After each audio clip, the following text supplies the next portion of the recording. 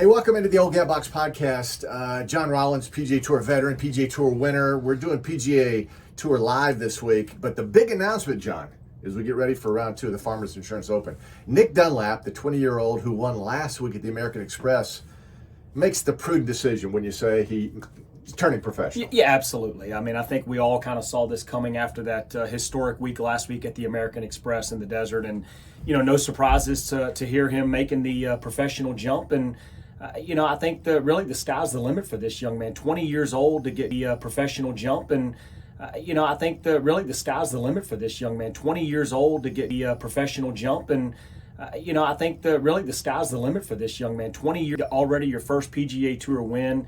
So many opportunities and doors have opened up for him. So again, excited for him, but not surprised to hear that he's turning professional. All right, so he wears Adidas head to toe. He has a tailor-made deal. Obviously, that, as you know, that may increase now that he's turning professional. He's in the signature events, which are big money events, and the last four no-cut deals.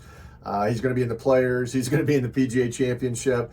Obviously, the Masters, which he was going to be in anyway, but now, and I think the most important thing, John, he gets basically a 3-year exemption. Yeah. Till 2026. Yeah, you win this early in 2024. Like you say, you get all of this year, all of 25, and then all of 26. So in essence, a 3-year exemption. So again, because of that, I think, when he withdrew this week from the Farmers Insurance Open, I think he kind of got with his family, his agent, his team really, and assessed all of the, the opportunities and all of those things. And I think looking at the big picture, that's really what was behind the decision to go professional. But what a huge opportunity to have that long of an exemption. All right, John, I have to ask you this. I mean, you've been on the PGA Tour a long time, a winner. You have ups and downs. He enjoyed a lot of success, winning first amateur in 33 years to win the PGA Tour. But now, as I described earlier, I was on CBS.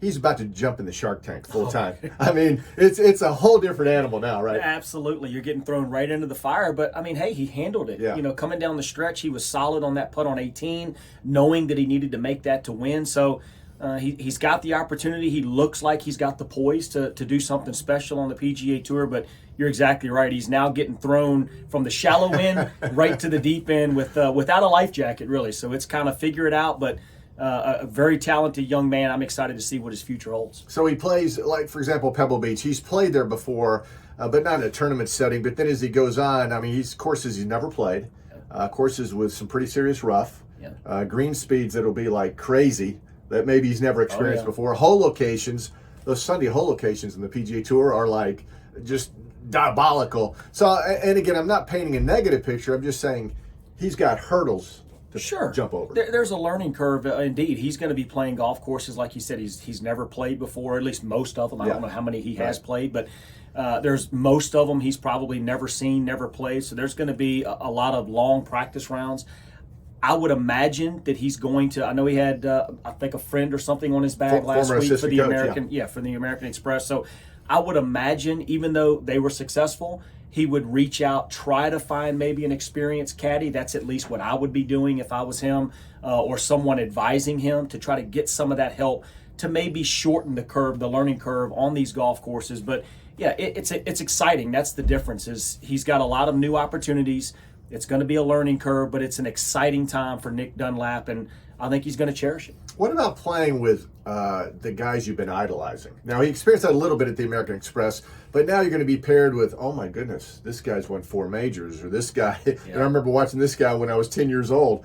I mean, that's an adjustment too, right? It's exactly how I felt when I was a rookie on tour back in 2000. You watch Freddie Couples and Ernie Els and Retief Goossens and all these guys, Vijay Singh, all these guys on television, and you kind of idolize these guys. And you're always, as we always hear, you're on the putting green and you're saying this putt's to win the Masters or this putt's to do this. Well, then you get thrown out there and you're walking down the driving range and you're next to these guys hitting balls. So yes, there will be some shock value involved and some awe factor when he walks on the range beside McIlroy, beside, these guys that are these superstars, the Scotty Schefflers of the world, Justin Thomas's, Jordan Spieth.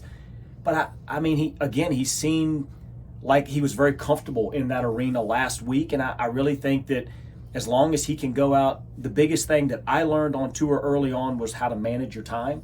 And I think if he just learns how to manage his time correctly, and not get caught up in all of that other stuff, I think he's going to be just fine. And of course, there's now cuts. You might miss a cut here. You might miss back-to-back cuts. He's never experienced that. Yeah, that's part of professional golf. Yeah, it is, I mean, right. You got to learn to travel. You got to learn to make cuts. You got to learn the ups and the downs and how to stay patient, to stay positive. And I just, these kids in college now, the college programs are so advanced, right. and they're so good. The coaches, the technology, everything that they are taught, they are taught to be successful at professional golf and golf in general. And I think that because of that, it helps these young players coming out. They're competitive right away, and they just already kind of know all of these things. So it's just way different than it was back in the day. All right, John, I have to ask you this because Ludwig Aubert, the young man from Sweden, won the RSM, was in the Ryder Cup, and Daniel Chopra, who was on the pod last week, he thinks he could be the -- 1 player in the world by the end of the year, which is a big statement, but he's pretty talented. Minwoo Lee, out on the PGA Tour now, had success down in Australia, great young player. At the Farmers, we have this 22-year-old Japanese kid. After one round, he's like one shot back. I mean, it seems to me, and you've been out here a long time, this is the most talented and most ready crop of 20-somethings that we ever had, right? Oh, it's exciting for the PGA Tour, for the game of golf in general. Just the talent pool is very deep. These players, they seem to get younger and younger every year coming out on the PGA Tour. But yeah, I mean, this Ludwig Aubert, I mean, I was looking the other day at stats. Now, granted, it's a smaller sample size last year when he came out from, on the PGA Tour and started playing. But, I mean, you look statistically, he was near the top or the top 10 of like, I think 8 or 9 categories.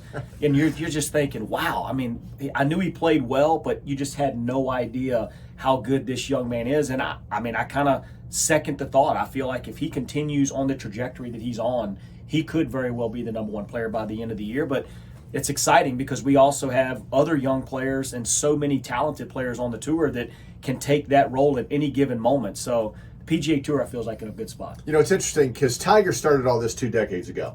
And that kind of prompted the Jordan Spieths, the Justin Thomases, the Brooks Koepkas, I mean, those kind of guys, right? Yep. And now here we are with Nick Dunlap and Aubert and Minwoo Lee. It's kind of like the second wave, but this wave seems to be like a tidal wave. Absolutely. I mean, it's Tiger Woods is a generational player. He started all this. Correct. I mean, he's the needle. He still is the needle, even at 48 years old, and as limited playing opportunities as he has now because of all that he's dealt with, injuries and surgeries and such. But you're right. I mean, these guys that he has kind of brought into the game with the Jordan Spieths and the Schefflers and Thomases and McIlroys and now Dunlap and even Akshay Bhatia. I mean, just all of these guys, right. That are just young, talented players. It's all because watching Tiger, kind of following his model, from the fitness side, from the work ethic, from the discipline, all of that stuff has led to these young players coming up in today's game being so good. It's exciting. And at the press conference today, I was a little worried because Alabama's losing all these players to the transfer portal. I thought Nick Dunlap was going to announce he was transferring to maybe Ohio State, like some of the football guys. I was worried. Well, yeah, I mean, you're a Roll Tide guy, right? Through and through. So, of course, you were worried he was going to leave Alabama. But I was never really worried about anything like that, to be honest. I think, again, we all kind of knew the professional jump was going to happen. It just made sense. But I could understand your concern there. And in 3 weeks now, we've lost 2 Nicks. Nick Saban retires and Nick Dunlap going pro. Now, I'm happy about Nick Dunlap. I'd rather have Coach Saban back. Well, maybe you can talk to him. I'm sure you have an influence there in Alabama football, but who knows? All right, John Rollins, we appreciate it. We got to go to work now, John. I know. We got to call some more golf at the Farmers Insurance Open. Thanks for being with us.